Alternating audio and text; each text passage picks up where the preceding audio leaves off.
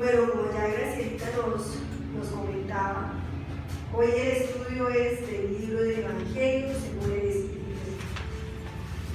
En el Evangelio según el Espiritismo encontramos nosotros las enseñanzas de los Evangelios de Jesús explicadas con los espíritus guías de la humanidad, los espíritus del Consolador y el Espíritu de verdad, que son los que allí han dejado mensajes y que también el maestro Kardec, con su ayuda, con su inspiración, ha esclarecido los mensajes.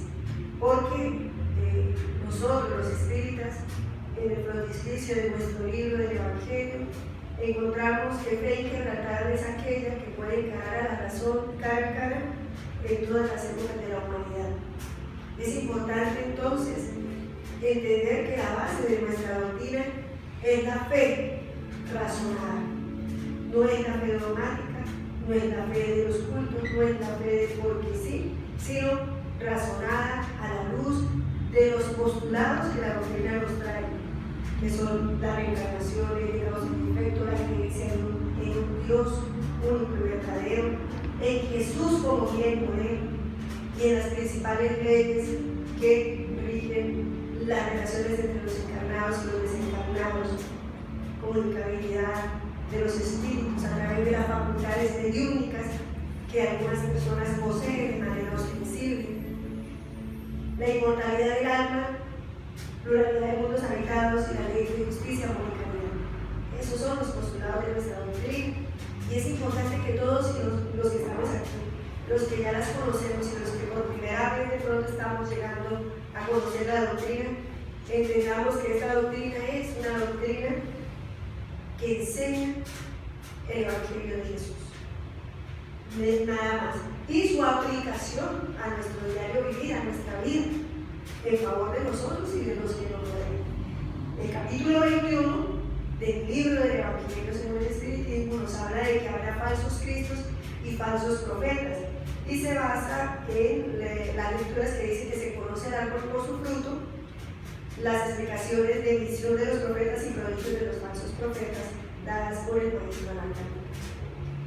Para entrar en materia, entonces, vamos a leer del Evangelio de San Lucas 6, 43 a 45, donde nos dice: el árbol que produce malos frutos no es bueno, y el árbol que produce buenos frutos no es malo. Por lo tanto, cada árbol se conoce por su fruto. No se recogen higos de los espinos, ni racimos de uvas de las zarzas. El hombre de bien extrae las cosas buenas del buen tesoro de su corazón, y el hombre malo extrae las malas del mal tesoro de su corazón. Porque la boca habla de aquello con que está lleno el corazón. Entonces, aquí Jesús nos hace una analogía. Compara al ser humano, al hombre, el ser humano, ¿con qué? Con un árbol. Con un árbol que produce frutos. ¿Qué tipo de frutos producen los árboles? ¿Frutos buenos o frutos malos? Y si nosotros, Él nos compara como árboles, ¿qué quiere decir? Que nosotros también, ¿qué? ¿Podemos dar? Frutos. Tanto buenos como malos. ¿Por qué? Porque somos individualidades y porque cada uno está en un nivel evolutivo diferente. Y de acuerdo a ese nivel evolutivo en el que nos encontramos, se dan los frutos que nosotros otorgamos al mundo. ¿Por qué? Porque si nosotros en nuestro interior hemos tomado la decisión de actuar de una manera errada, pues se va a ver reflejado en nuestras acciones malas. Entonces es bien importante entender que nosotros también producimos frutos. Nosotros tenemos primero los pensamientos. Allí es una manifestación de eso que nosotros tenemos en nuestro interior, que se ve a través de nuestros pensamientos. Pero usted dirá, bueno, ¿y quién conoce nuestros pensamientos? Solamente Dios, y nosotros conocemos lo que pensamos. Es así. Sin embargo, debemos también estar conscientes de que el Espiritismo nos enseña que nuestros pensamientos son proyecciones mentales que hacemos de las ideas que tenemos. O sea que nuestros pensamientos también son vistos por los espíritus que nos rodean. Y eso que nosotros emanamos y proyectamos de nuestro pensamiento, eso genera un nivel de vibración en el que nosotros nos sintonizamos. Y de acuerdo a esos pensamientos, a esas ideas, buenas o malas, vamos a atraer también esa compañía espiritual. Y también en el mundo material nos encontramos inmersos en un fluido, que es el fluido cósmico universal, que es el que transporta nuestro pensamiento. Así que también en el mundo material, esos pensamientos se proyectan y también generan atracción a otros seres que se afinizan con nuestros mismos pensamientos, con nuestras mismas ideas, con nuestras mismas tendencias. De igual manera, ocurre con los sentimientos. Nuestros sentimientos es de lo que nosotros hemos cultivado en nuestro interior, de la manera como nosotros asimilamos y actuamos en nuestro interior para reflejarlo en el exterior. Tenemos sentimientos de alegría o de tristeza, de sufrimiento, de rabia, de odio, de rencor. ¿De qué tenemos lleno nuestro ser, nuestro sentir? Ahí también nosotros debemos empezar a revisar qué sentimientos estamos generando. Cuando nos sucede alguna situación, qué sentimiento, qué nos hace sentir esa situación y cómo la estamos manejando.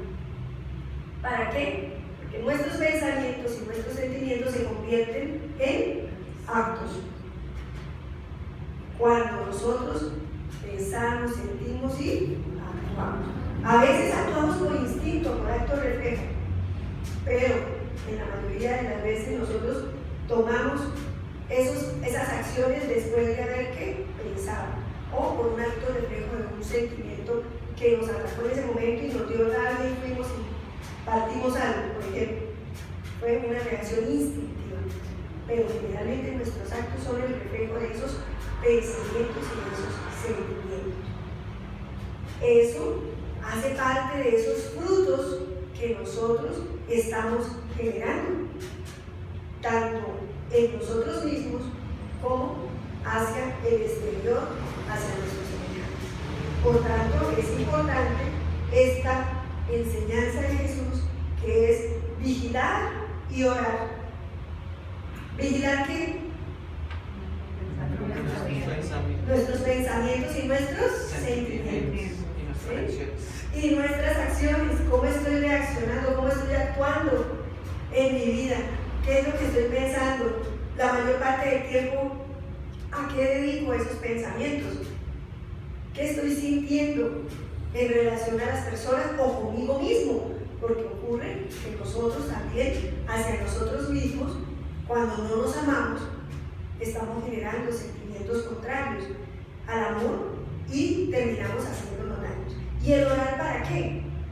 El orar porque cuando nosotros nos damos cuenta y somos conscientes de que efectivamente esos pensamientos, esos sentimientos y esos actos no están acordes a las enseñanzas de Jesús, debemos orar para pedir a Dios, a Jesús, a nuestros días, la asistencia para mejorar, para tener esa fuerza y ese coraje de transformarnos, transformar esas ideas, esos sentimientos y esos actos, para que sean positivos, favorables.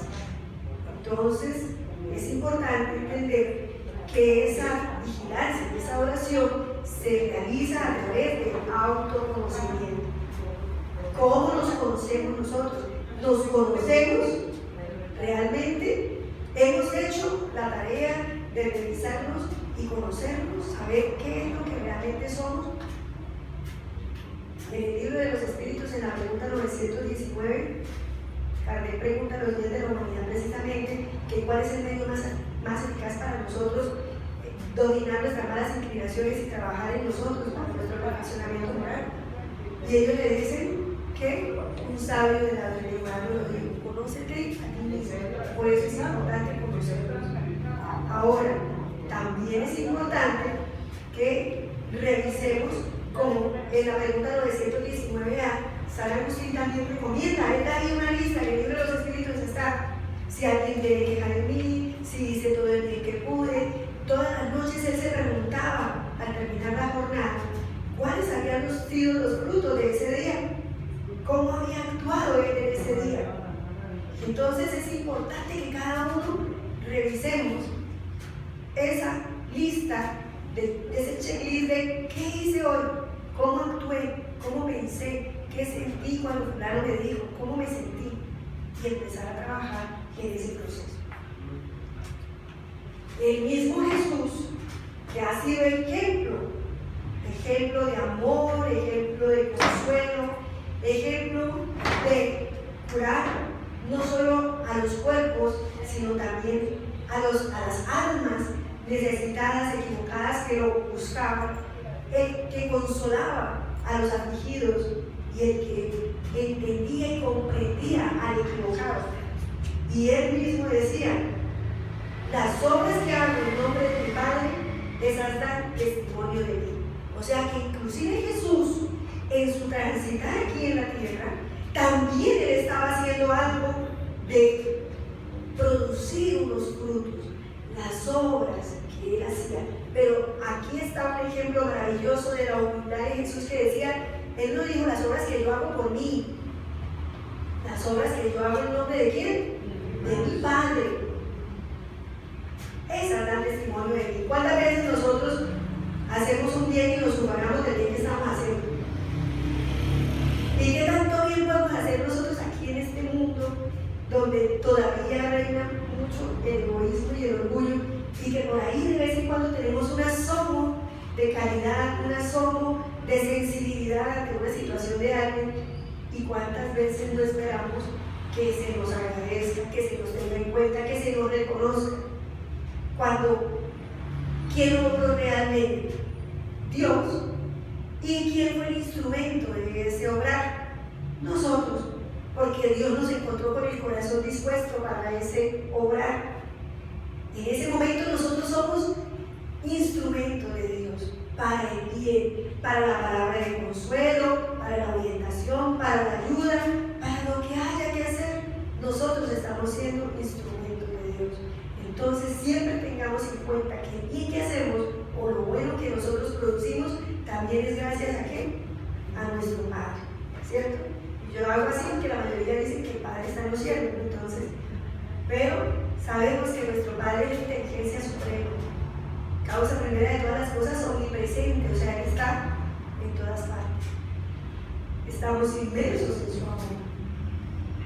Preguntémonos entonces, queridos hermanos, tú que estás aquí, yo, ¿qué he realizado en la vida como aplicación de las bendiciones de Dios? Ya ahí estamos empezando a interrogar a nuestra alma, a nuestro corazón, a saber qué estamos haciendo en esta existencia y cómo estamos aplicando esas bendiciones en favor de nuestros hermanos y en favor de nosotros mismos, porque el bien que hacemos a los demás es un bien que nos hacemos a nosotros mismos, porque nos ayuda a crecer en amor y a multiplicar las bendiciones de Dios en favor de todos los que nos rodean. En el libro Emanuel, en el libro Fuente Viva del Espíritu de Emanuel, a través de la psicografía de Chico Javier, en el capítulo 7, por los frutos en donde este mensaje, dice: árbol alguno será conocido o amado por las apariencias exteriores, mas sí por los frutos, por la utilidad, por la producción. Así también nuestro espíritu en plena jornada. Nadie que se consagre realmente a la verdad dará testimonio de nosotros por lo que parecemos, por la superficialidad de nuestra vida, por la epidermis de nuestras actitudes o expresiones individuales percibidas o apreciadas en el pasado, mas sí por la sustancia de nuestra colaboración en el progreso común.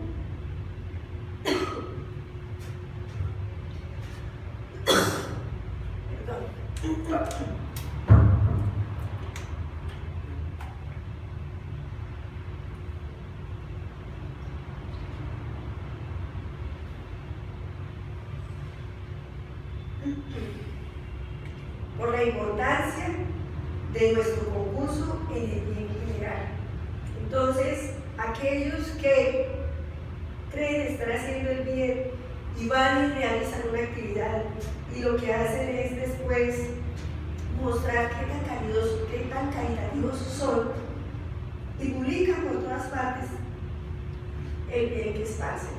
Entonces, esas apariencias, esas actitudes aparentes, ¿será que realmente están surtiendo el efecto deseado?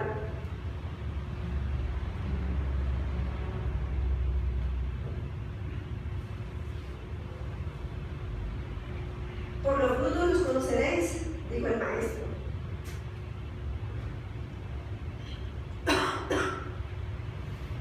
Por nuestras acciones seremos conocidos, repetiremos nosotros. Entonces, la invitación que Manuel nos hace aquí es a que actuemos, trabajemos, a que no nos dejemos llevar solo por las apariencias, sino que en el fondo practiquemos el bien como se debe hacer.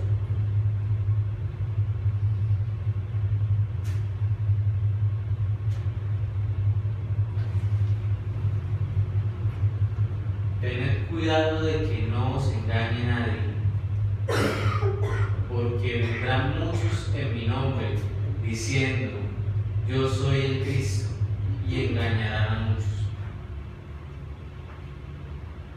Surgirán muchos falsos profetas, que engañarán a muchas personas, y porque abundará la iniquidad, la caridad de muchos se debilitará. Pero el que persevere hasta el fin, ese se salvará. Entonces, si alguno os dice, Cristo está aquí o allí, no le creáis, porque se levantarán falsos cristos y falsos profetas, que harán grandes prodigios y cosas asombrosas para engañar, si fuera posible, incluso a los escogidos.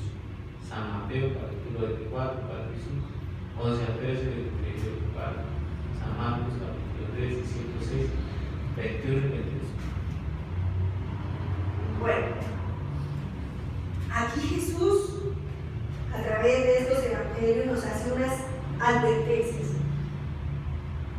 Él, conocedor de todas las circunstancias y de todas las cosas, él sabía que en algún momento iban a utilizar de falsas expectativas con respecto al bien, al reino de Dios y a todo. Entonces Él nos viene a advertir acá que iban a venir muchos en su nombre y que iban a ser falsos profetas, iban a tratar de engañar a las personas a través de ¿qué? De sus actos prodigiosos. Y dice ahí que la iniquidad o la iniquidad que hay, mucha caridad se va a dejar de hacer porque la gente va a debilitarse, porque muchos piensan, y ustedes han escuchado tal vez, que dicen, no, eso hay tanto mal que ni para qué, eso, el bien que se hace no surte ningún efecto, una golondrina no hace verano, y así muchas personas de pronto se desaniman en el bien que realizan porque observan mucha maldad, muchas circunstancias difíciles. Pero dice acá el que persevere hasta el fin, ese se salvará. Sin embargo, pues el espiritismo ya hoy día nos esclarece que la salvación como tal no es para todos. Cada uno, de acuerdo a sus posibilidades, poco a poco y en el proceso evolutivo, a través de la reencarnación alcanzaremos esa salvación. Y dice, no debemos creerles, aunque hagan prodigios y cosas asombrosas. ¿Qué ocurre aquí?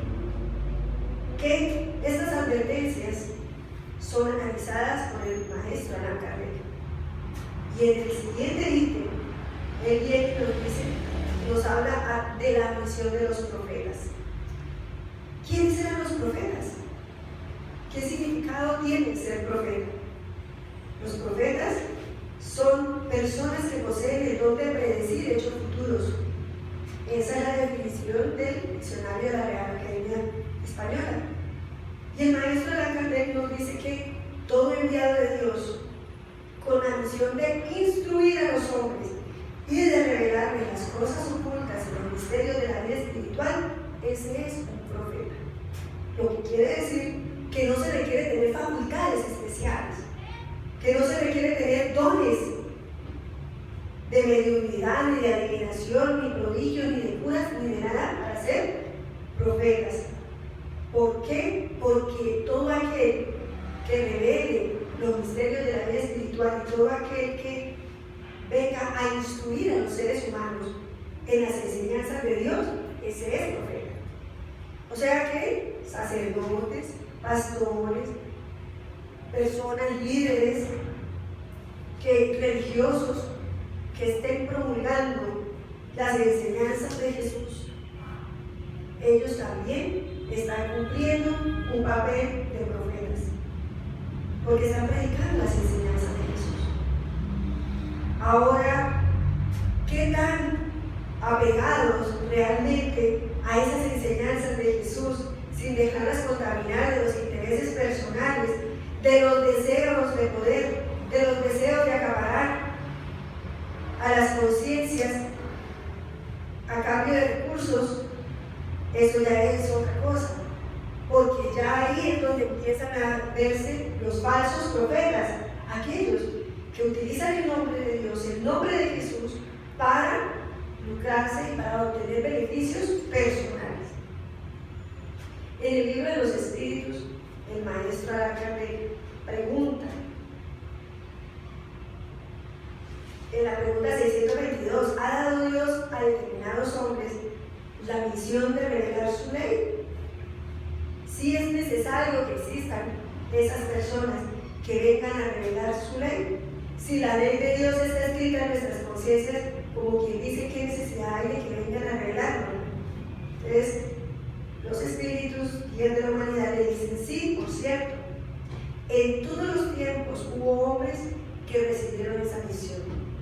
Y dice aquí, son espíritus superiores encarnados con el objetivo de hacer adelantar a la humanidad.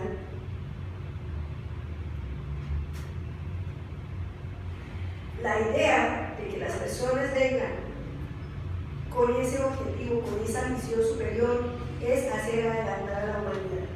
Pero nosotros hemos visto situaciones en las que se han presentado circunstancias en que propagan ciertas creencias más adaptadas a las necesidades de las iglesias y los cultos que realmente a incentivar el bien, a jalonar el progreso de la humanidad, sino muchas veces por un intercambio casi que comercial. Y personajes que vinieron a revelar, por ejemplo, Moisés, él vino a revelar que, primero, que había un Dios único y verdadero, porque en la época de ellos eran politeístas, y él vino y trajo el mensaje de que había un solo Dios. Esa fue la primera revelación. También vino a establecer unas reglas de conducta a través de los 10 mandamientos, donde había leyes morales y leyes sociales para relacionarse con los seres, porque cometían muchos desmanes. Entonces él también ahí estableció unas leyes de sociedad. Está nuestro modelo y guía, Jesús, como segunda revelación, quien vino a enseñarnos que todos esos mandamientos que Moisés había dejado como legado se resumían en dos. ¿Quién me lo dice?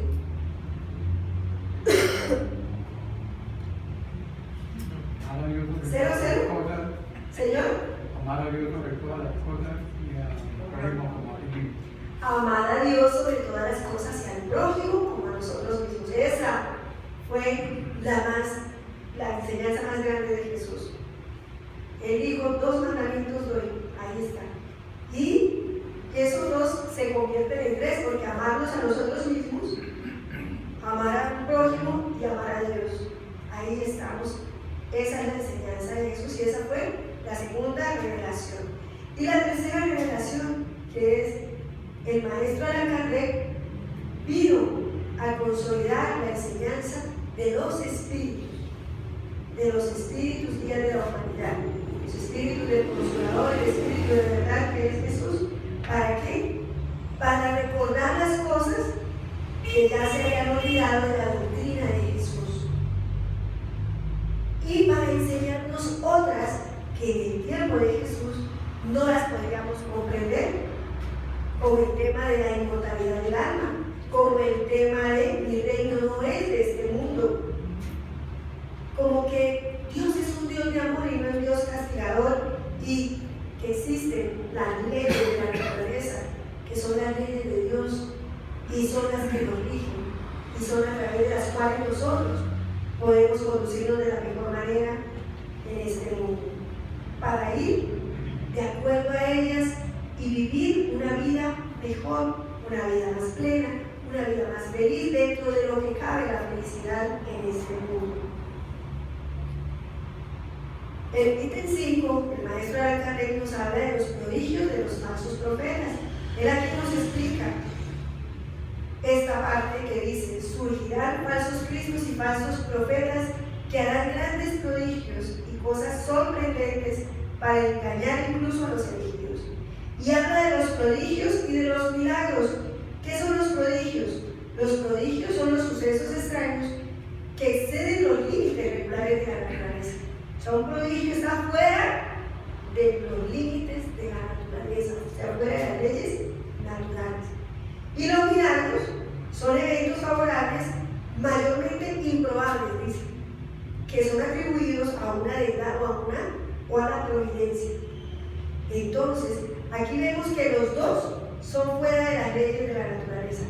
Son situaciones que se dan fuera de las leyes de Dios, porque las leyes de la naturaleza son las leyes de Dios. O sea que se supone que debe haber personas que tienen la capacidad de realizar cosas fuera de las leyes de Dios. Y dice, en la acepción teológica, tanto los prodigios como los milagros son fenómenos excepcionales que se hallan fuera de las leyes de la naturaleza. Entonces, al estar fuera de las leyes de la naturaleza, ¿será que Dios le puede dar la facultad a un ser humano de realizar cosas fuera de sus leyes?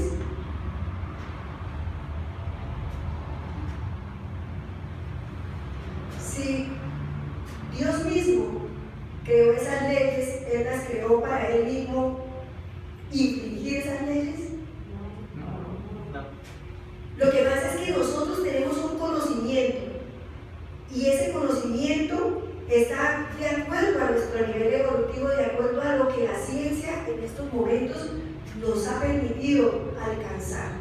Y sin embargo, ya la física cuántica y otras ciencias vienen a demostrar que eso que llaman milagros simplemente son la forma como se manejan las energías, los fluidos, el pensamiento y tantas situaciones que pueden cambiar el estado de salud de una persona y que pueden ayudar a salir adelante a las personas solo con saber utilizar esas energías en su favor. Conozco el caso de un señor que se llama Joe Dispenza. Él es una persona muy famosa del poder de la mente, bueno, muchas cosas. Y él contaba su historia y en su historia él decía que él en un triatlón iba en una bicicleta y él en un momento dado fue a hacer un cruce y una camioneta 4x4 lo embistió. Y en ese proceso él se fracturó la columna vertebral. Los médicos dijeron que él iba a quedar parapléjico porque no iba a poder caminar porque prácticamente sus huesos quedaron muy fracturados en la columna. Y él no aceptó el pronóstico de quedarse en una silla de ruedas. Empezó a meditar, empezó a hacer visualizaciones terapéuticas de su columna. Empezó todos los días a hacerlas hasta que llegó el momento en que empezó a caminar. Y su columna vertebral poco a poco se regeneró y fue capaz de caminar, y hoy en día da conferencias a nivel mundial sobre la capacidad que nosotros tenemos de regenerar nuestro cuerpo, de mejorar y de lograr lo que nosotros nos propongamos. Obviamente eso hay que aterrizarlo también a las leyes de Dios, y una de ellas es la ley del merecimiento, que nosotros también hay situaciones que debemos vivir por prueba, que son necesarias para nuestro adelantamiento, y que por más que hagamos tal vez muchas de esas visualizaciones y todo eso, la mejoría no va a ser total o no va a curarse totalmente si todavía no está dentro de la ley de Dios y dentro de su ley de merecimiento poder salir de ella. Pero entonces sí es posible que a través del manejo de esas leyes naturales se pueda lograr curaciones. Y no es algo milagroso, es el manejo de las propias energías y de los propios recursos, con la ayuda de Dios. Los milagros, por lo tanto, no existen. Dichos fenómenos tienen su explicación en la aplicación de la ley de la naturaleza. Jesús mismo, siendo el espíritu más evolucionado que ha pisado la tierra, él también sabía y tenía el conocimiento de esas leyes de la naturaleza. Por lo tanto, él, con su autoridad moral y con su gran capacidad de conocer, con solo imponer las manos o con solo su energía y su fluido, ya sanaba enfermos, ya podía hablar a los espíritus perturbadores y hacer que ellos, con su autoridad moral, dejaran de perturbar a los que se encontraban afectados por los procesos obsesivos. Entonces, él nos vino a enseñar que era posible. Ahora nosotros debemos buscar alcanzar ese grado de moralidad y alcanzar ese grado de conocimiento de la ciencia que nos permita trabajar en esos procesos de curación. Pero más allá de curar el cuerpo, debemos empezar a trabajar en nuestro ser espiritual inmortal, porque ese es el que realmente nos va a acompañar por siempre. Somos nosotros mismos. Usted no nos va a acompañar, somos nosotros. Y somos los que vivimos acá por un tiempo, encarnados en la tierra, y otro tiempo en la patria espiritual, buscando alcanzar ese grado de evolución que Jesús nos propuso en el Evangelio de ser perfectos. Personajes, líderes de iglesias, este señor Jim Jones, fundador del Templo del Pueblo en Estados Unidos, y prometía el paraíso en la tierra prácticamente, donde no había diferencias sociales ni de razas, donde era una comunidad socialista, donde todos trabajaban para todos y todo. Y cuando él se sintió que ya estaba siendo descubierta su situación de manejo de la gente, de los abusos que cometía y todo eso, hizo que 900 personas terminaran muertas. Se suicidaron antes de que fueran a rescatarlos. Lo mismo ocurrió con este señor de Tricores, que era el líder de una rama de una iglesia adventista llamada los Davinianos. También él era una persona que era abusador sexual, pero tenía un parlamento que magnetizaba con la idea de que él era el Mesías que había de venir. Y las personas le creyeron el testimonio, le creyeron el discurso, se afiliaron a él y terminaron involucrados en un tráfico de armas y un montón de cosas. Terminaron 72 fallecidos en un enfrentamiento con las autoridades e incendiaron, ellos mismos incendiaron el lugar para no ser detenidos.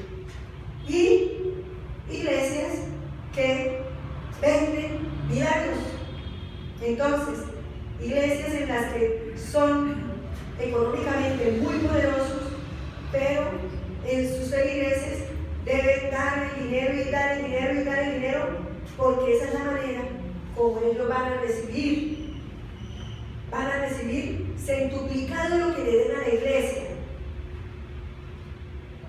Entonces, la gente queriendo tener prosperidad económica, queriendo tener el milagro de la salud, queriendo tener, entonces han terminado en la ruina material y fuera de eso engañados. Entonces, ¿cuántos de estos falsos profetas? ¿Cuántos de nosotros aquí parados también, muchas veces, tratando de dar un mensaje educando el alma, tratando de llevar el conocimiento, y de pronto en algún momento nosotros mismos nos desmentimos con nuestros actos, cuando nos dejamos llevar con la rabia, cuando dejamos que eso que todavía no hemos curado en nosotros, esas tendencias, esas imperfecciones, salgan de nosotros y afecten a nuestro prójimo. Cada uno, no solo los que nos paramos aquí, sino todos y los que queremos en algún momento llevar el mensaje de la doctrina de Jesús, del Evangelio de Jesús, de la transformación del ser, y nuestros seres queridos, familiares, en algún momento nosotros nos dejamos llevar y sale lo peor de nosotros y ellos nos dicen, bueno, ¿y qué es lo que predican? ¿Sí?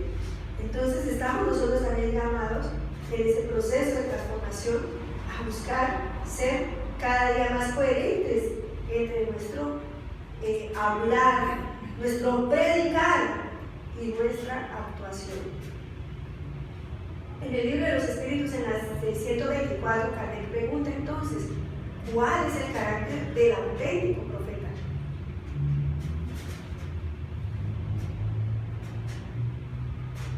Y los Espíritus le dicen, el auténtico profeta es un hombre de bien, inspirado por Dios.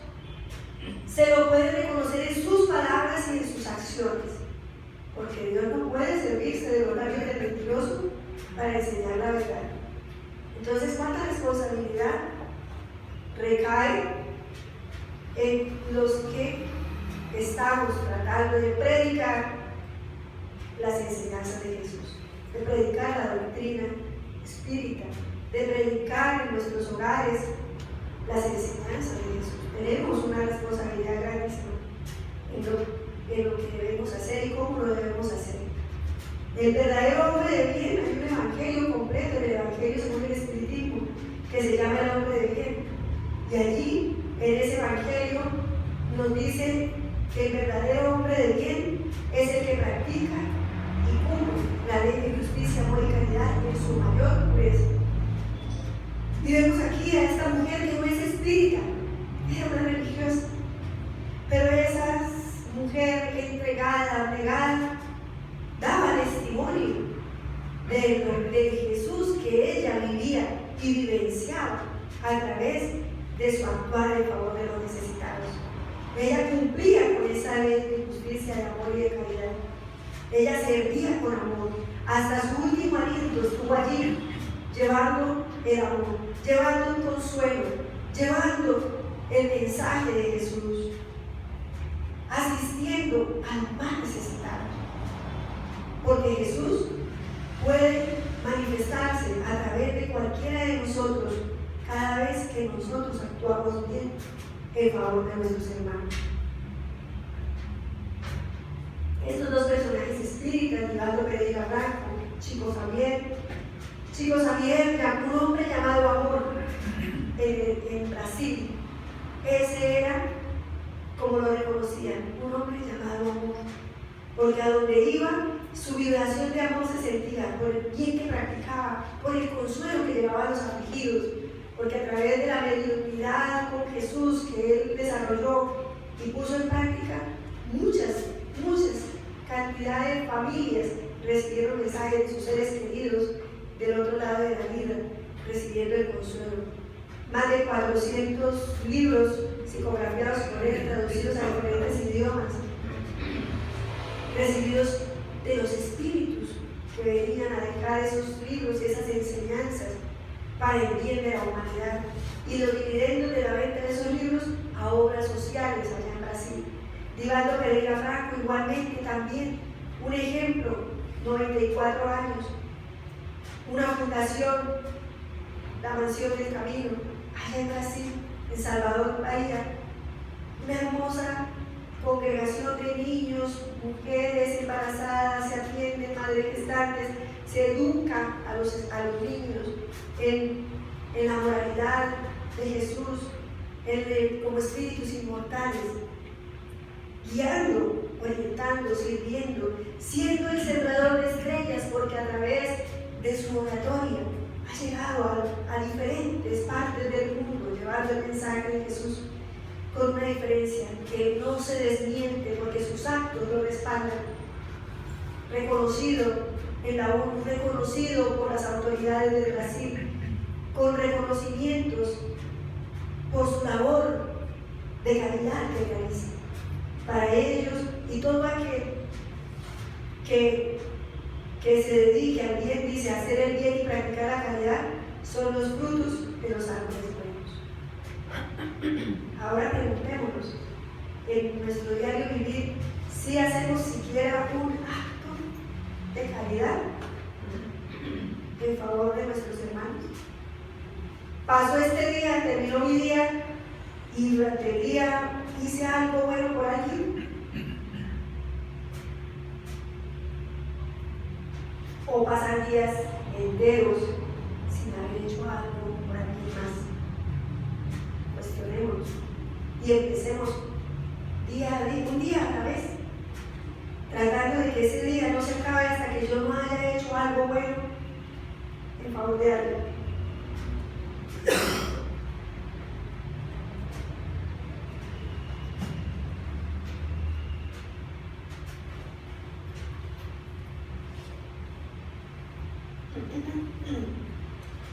El hombre poseído por el sentimiento de caridad y amor al prójimo hace el bien por el bien mismo, sin aguardar recompensa, y sacrifica en aras de la justicia su propio interés. Es bueno, humanitario y benévolo para con todos, porque en cada hombre ve a un hermano, sin distinción de razas ni de creencias. Esa es la mejor manera de reconocerlos, porque estamos aquí es para vernos a nosotros mismos, para ver qué tanto yo me identifico en estas cualidades de ser bueno, de ser un árbol que está dando buenos frutos. Y aquí lo que tenemos que hacer es llegar a mirarnos a nosotros mismos y a autoanalizarnos para determinar qué tan bueno, qué tanto bien y qué tan encaminado estoy en esa línea de ser buenos árboles y buenos frutos. Y en este libro hay un mensaje que podemos cada uno de nosotros llevarlo para reflexionar en nuestra mente, en nuestro día a día y seguir trabajando en ese servicio del bien. Dice, convéncete de que el mundo no es un parque de diversiones, es un ambiente de trabajo. ¿Cuántos de nosotros pensamos y cuántas personas allá afuera están pensando que esta vida es una sola y que solo venimos es a disfrutarlo? Y caemos en los vicios, las tendencias, en la vida desenfrenada. Dice, no es un feriado que se nos haya otorgado para descansar, sino un curso de aprendizaje intensivo. ¿Por qué es intensivo el aprendizaje? Porque nacemos pero no sabemos cuándo nos vamos a ir. Y si no aprovechamos el tiempo, debemos hacer el trabajo intensivo en el tiempo que tenemos a día de buscar hacer el bien. Procura, por lo tanto, aprender al máximo, aplicando tu vida en el cumplimiento del mayor de los mandamientos. Ama a todos indistintamente y la felicidad habitará en tu corazón. Y el espiritismo lo dice, amaos es el primer mandamiento, instruíos es el segundo. Por eso es importante que estudiemos la doctrina, que aprendamos de ella cómo reconocer realmente los falsos profetas, las equivocaciones, y poder decir, no, esto no me sirve, esto no me conviene porque eso no está acorde a las enseñanzas de Jesús. Vive dando un ejemplo vivo de amor en todas tus acciones. Que cada acto de nuestro día sea un ejemplo vivo de amor. Que al despertar podamos darle gracias a Dios por esa nueva oportunidad que nos concede. Porque cada día es una hoja nueva en el libro de la vida, dispuesta a que nosotros escribamos en ella lo que queremos que quede registrado. Entonces aprovechemos esto. Esa es la oportunidad que tenemos hoy, queridos hermanos. Hacer ese proceso de reforma moral, trabajar en sacar de nosotros esas imperfecciones, trabajar en servir, en auxiliar de la mejor manera a quien lo necesita. Y con esto nos despedimos de este estudio